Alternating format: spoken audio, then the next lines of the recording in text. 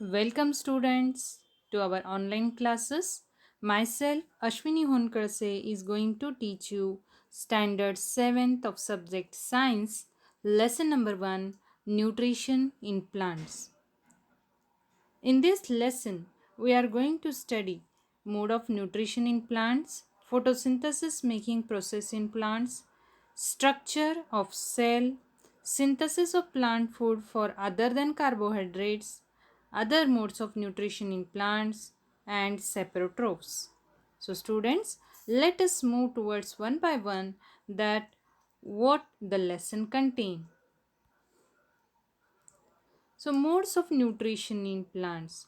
So modes of nutrition. So already we are familiar about nutrition. Nutrition is the mode of taking food by the organism and its utilization by the body. Suppose if you are eating anything, that how you are eating that one and how it is going to be digested in your body and how it will be utilized to your body, that all process is called as a nutrition.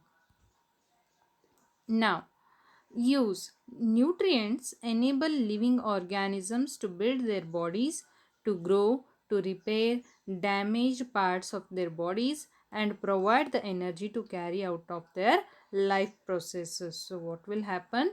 Whatever nutritions that they are consuming, how they are helpful?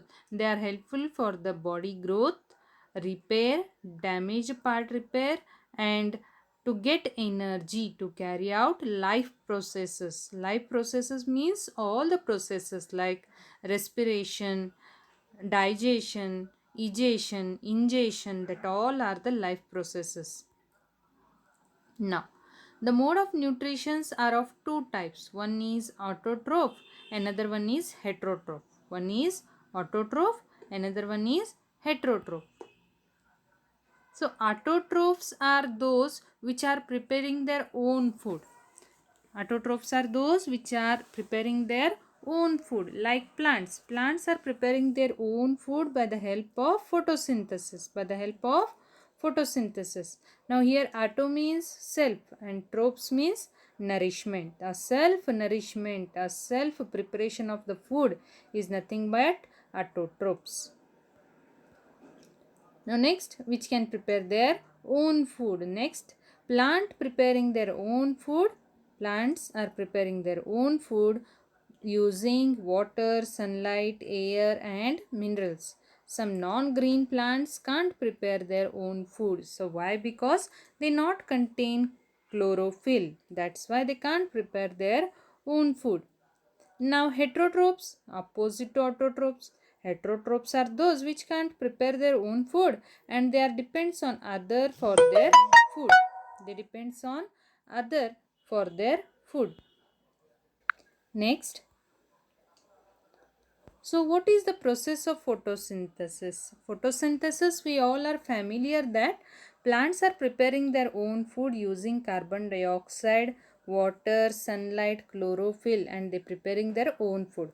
So now we are going to study scientifically about the chemical reaction of photosynthesis. So what is the process of photosynthesis? Carbon dioxide mixed with the water in presence of sunlight and chlorophyll help to prepare carbohydrate.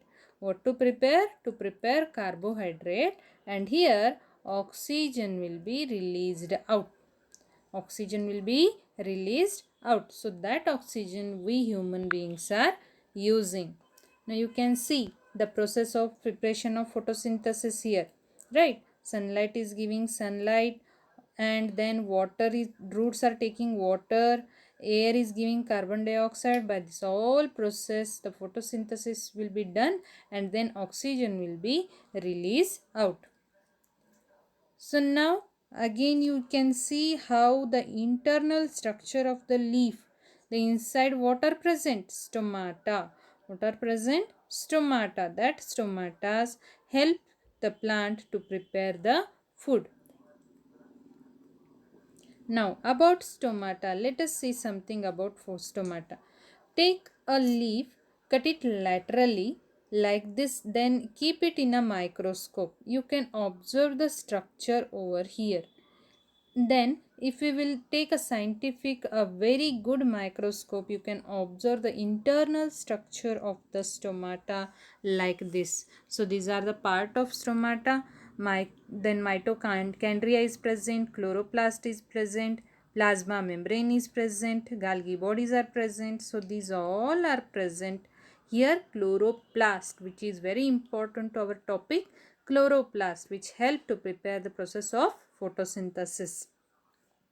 The living organism made up of tiny units called cells. The cell is enclosed by a thin outer boundary called cell membrane. It consists of jelly-like substance called a cytoplasm. So, when there will be a part of any plant, then it will be made up with a smaller unit called as a cell, and the cell is made up with a enclosed with a cell membrane contain jelly like substance that is called as a cytoplasm. You can see here a jelly like substance is present, right? Then sun is called as a ultimate source of energy. Why we will call sun as ultimate source of energy? Because without sun the plant can't prepare its own food, right? Plants cannot prepare their own food. That's why photosynthesis process will be done in sunlight only, not at the night. Now, different colors of leaf. So, students, may you have different varieties of plant in your garden. So, in that also, a different color leaves you can observe as the picture contain over here, right? So, guess what? Whether they can prepare their own food? These plants can prepare their own food or what? Yes, of course, they can also prepare their own food. Why? Because even though this leaf is red, but it contains chloroplast. But the red pigment which is present in this plant, it will be overlap on that green pigment. That's why this leaf is looking red, but it can prepare its own food. Same thing will happen over here. It is white, looking white or pale yellow, but then also it can prepare its own food. Now, next we are going to study about synthesis of plant food other than carbohydrates. So students, just now we discussed about the process of photosynthesis. In the process of photosynthesis, we studied that when the photosynthesis will be done, then carbohydrates will be prepared and oxygen will be released. Then what are carbohydrates? Carbohydrates are the combination of carbon, hydrogen and oxygen. What it is? It is the combination of carbon, hydrogen and oxygen. Then that carbohydrate is useful to prepare other things in the plant like protein. Like what? Protein. Protein is a nitrogenous substance. Protein is what? It is a nitrogenous substance. Means it is rich with nitrogen. Protein is rich with nitrogen. Now, let us move towards the other modes of nutrition in plants. So, just now we studied that types of nutrition in the plant, that is autotrophs and heterotrophs. That are modes of nutrition in the plants. Autotrophs means that plants which can prepare their own food. But in our surroundings, some other plants are there which can't prepare their own food. They are called as a heterotrophs. So see students, in heterotrophs also we have four types. One is insectivorous, parasites, symbiotics and saprotrophic. Right? Which are those? Insectivorous, parasites, symbiotic and saprotrophs. So let us study one by one. So insectivorous plants. Insectivorous plants are those plants which eat the insects and they survive, right? So here you can see a jug-like structure, and what will happen when insect will be comes and enter in this jug-like structure, so this cap-like structure will be closed. It will be closed.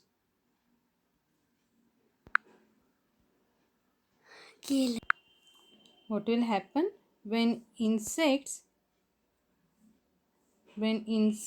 come in this jug like structure, the lid will be closed over the jug, and then the insect will be digest inside the jug like structure. So this plant is called as a pitcher plant. What we will call it as pitcher plant, which is survive on insects. So some examples are there in our nature. This is another type of plant. What will happen here? Again the insects will comes over here, and this cover like structure will be cover and insect will be digest. So if you see this one, the when insect will be sit, the two hand like structure will close each other and insect will be digest here. So here another one is there. Here the insect will eat this and it will be sit over here, it will be goes inside. So in this way, in our nature, this is the one type of plant. These are the plants which depends on insects to survive. Next we are going to study about parasites. What are parasites? So you can see a picture here. A yellow thread like plants are fall on a green big leaves, right? Means these are the plants. This is a cascata plant. This yellow plant is called as a cascata plant, which can't prepare its own food, but it is taking its food by these plants, by these green leaves, right? So what we can say, cascata plant is a non-green in color. It climbs on other plant and take ready-made food called host plant. So this green leafy plant are called as a host plant, and cascata is called as a parasite. It is called as a parasite. Now next we are going to study about symbiosis relation. Symbiosis relation is nothing but give and take relation. It means what? Give and take relation. So for example, if you see a mushroom here, mushroom can't prepare its own food, but it will grow under some green leafy trees or plants, and what it will do, it will take food from that green plants, and then it will give nitrogen and other substance to that plant, right? So see here what they said, a symbiosis. Certain examples for fungi lives inside the roots of the plant, and that plant provide nutrients to the fungus, and in return the fungus provides water and certain nutrients in organisms called lichen. It's called as a lichen. Okay, so here it is a give and take relation. The plant lichen will give shelter food to this plant, that is fungi, and this fungi will provide water and nutrients to the lichen. So this relation we will call it as symbiosis relation. Next we are going to study about saprotrophs. So students, may sometimes you saw that some food items are there in your home which are become dirty or they get black patches on them, and your mama said that what now it is not able to eat, it is not good to eat. So what it will happen, so you can see a picture over here that your bread is fully covered with the fungus. It is fully covered with the fungus. So let us do an activity in our home. Take some bread slices, take water in a and one small container, and if you have microscope it's okay, else leave it off. Then take a 4 to 5 drops of water and sprinkle on this bread, and keep this bread in this bread container and close it off, leave it off for 4 to 5 days. Okay, now what will happen, you can see a fungus will start to grow on this bread. Leave it for another 4 days, then you can see a fungus is fully covered on this bread. So these are the microorganisms which depends on dead and decaying materials. These fungus are the materials which depends on dead and decaying materials for their food. Okay, these are microorganisms which depends on dead and decaying materials. Now, if you take a slice of that bread and keep it in microscope, You can see the structure like this. A small hairy like structure grown on a bread piece. And if you take in a good microscope, the structure will be look like this. So some examples for fungus are baker's yeast, aspergillus, penicillium and mushrooms are the examples for kingdom fungi. So these are the friends, or we can say these are the brother and sisters of the kingdom fungi. Now, next we are going to study about nutrition replenished in the soil. So, as we understood that plants are that much important, they are preparing their own food, right? Then it is our duty to care about that plants. Sometimes what will happen, that plant not get properly water, then they may dry it off and they will be died, right? So it is very important to replenish the soil. Farmers are cultivating the land. For their good profit, they are cultivating again and again that land, but it is not right. We have to leave the land for one month or 2 months that it will be replenish itself. If it is not possible, we have to use fertilizers, manures, and which have to be rich with the phosphorus, nitrogen, which are the very good food of these plants. Then it is nothing but a replenishment of soil. Many times what will happen when we will plant any plant, then we are leaving it, only we are watering, but no, most of the time we have to lose the soil that they will get proper oxygen for their root. Okay, and we have to give water to that plant time to time, and we have to give proper manure. If possible, we can give fertilizer to that plant. So this all process will make that soil to be replenished and our plants will be grow healthy. Thank you.